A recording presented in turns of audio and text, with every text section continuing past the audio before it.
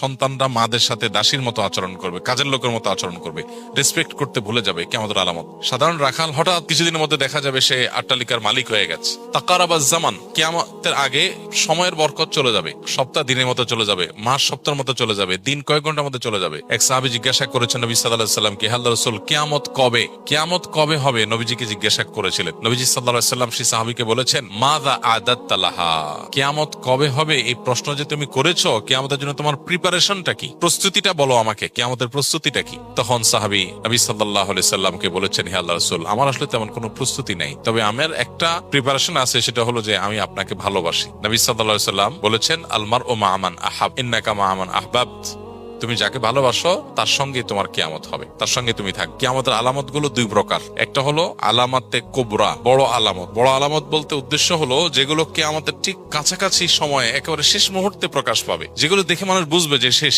আর সুযোগ নাই। যেমন সূর্য প্রতিদিন পূর্ব দিক থেকে উঠে, ওই দিন পশ্চিম দিক থেকে উঠবে, তখন সবাই বুঝে যাবে যে হ্যাঁ শেষ।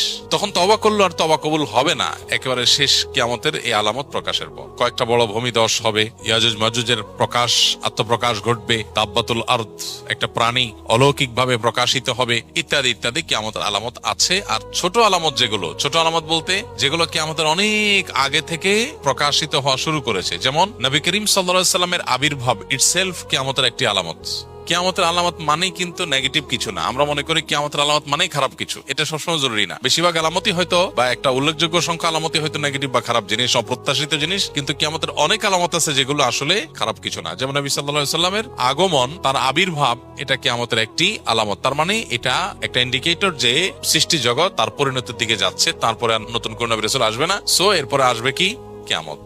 কিয়ামতের সময়ক্ষণ ঠিক কবে হবে এটা অনুসন্ধানের চাইতে গুরুত্বপূর্ণ হলো আলামতগুলো প্রকাশিত হচ্ছে একের পর এক, সময় ঘনিয়ে আসছে, যে কোনো মুহূর্তে আমার মৃত্যুর মাধ্যমে আমার ব্যক্তিগত কিয়ামত শুরু হবে, আমার নিজের কিয়ামত শুরু হয়ে যাবে। ইদা মাতাল ইনসান ফাকাদ কামাত কিয়ামাতুহু, মানুষ মারা গেলে ওইটা তার একজনের কিয়ামত। আর সামগ্রিক যে কিয়ামত গোটা সৃষ্টি জগতের, সেটাও অতি সন্নিকটে। আমাদের দরকার হলো প্রস্তুতি গ্রহণ করা। আল্লাহ আমাদেরকে যথাযথভাবে প্রস্তুতি গ্রহণ করবার তৌফিক দান করুন।